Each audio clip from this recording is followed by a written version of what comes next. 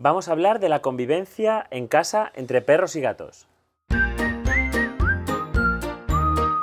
Recibimos un montón de preguntas sobre si perros y gatos pueden convivir dentro del mismo tejado, ¿no? En la misma casa. Se me ha ocurrido hacer un vídeo con Ariadna y con Joan que, bueno, conviven con, ¿cómo se llama? Gaspar. ¿Y los gatitos? Leche y horchata. Bueno, y la primera pregunta, que es bastante evidente y forzada, ¿cómo se llevan ellos? ¿Qué tal? ¿Se llevan bien? ¿Conviven en casa juntos? Sí. Contadnos. Se llevan muy bien, lo único que de veces se pelean, pero jugando. Vale. Bueno, como veis, aunque son especies muy distintas, con necesidades muy distintas unos y otros, perros y gatos pueden convivir bastante bien en casa. De hecho, pues fijaos, Gaspar, ¿cuántos años tiene? Gaspar tiene 5 y medio. Vale, ¿y los gatitos? 3 meses. Vale, pues Gaspar, que es un perrito ya mayor, adulto, de camino a los 6 años, se ha adaptado a convivir perfectamente con 2 cachorros de gato. Y además, ¿qué nos contabas antes, Ariadna? Cuéntame, ha habido una cosa que fuera de cámara me ha hecho bastante gracia. Y al parecer, ¿quién coge a quién en casa? ¿Quién persigue a quién? Los gatos persiguen al perro y el perro huye.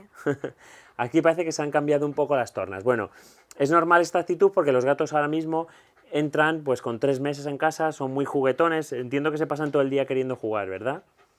¿Sí? ¿Chicos juegan mucho en casa? ¿Sí? Sí. Y Gaspar a lo mejor ya es más tranquilo porque ya es más mayor. Sí.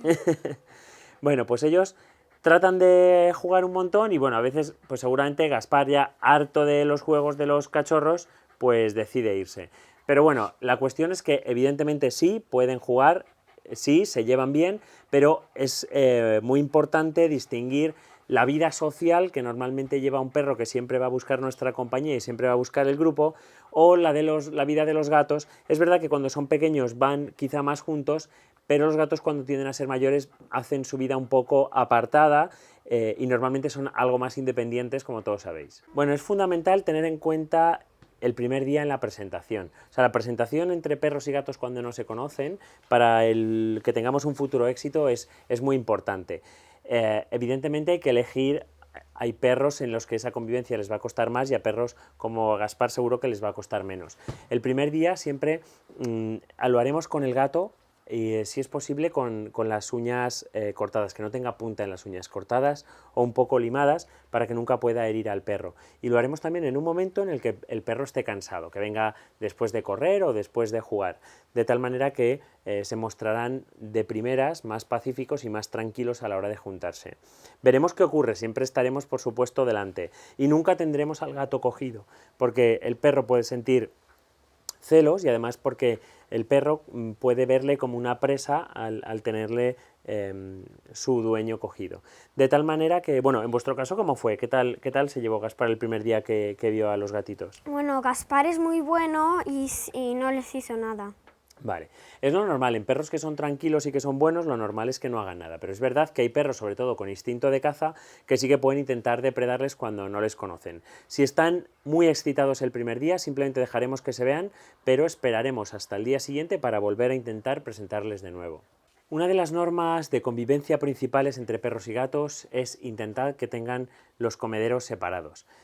Es decir, los perros tienen una comida que es de perros y los gatos tienen una comida especial que es de gatos.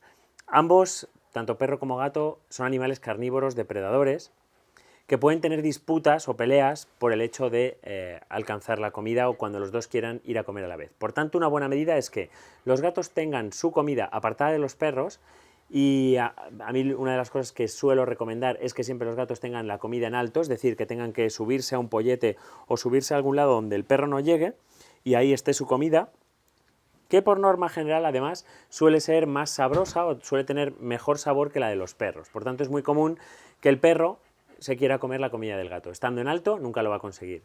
Y por otra parte, bueno, pues la comida del perro aparte. Es raro que los gatos quieran comer la comida del perro porque, como os digo, es una comida que es menos sabrosa. Digamos que, por norma general, la comida del perro sabe un poco peor que la comida hecha para gatos.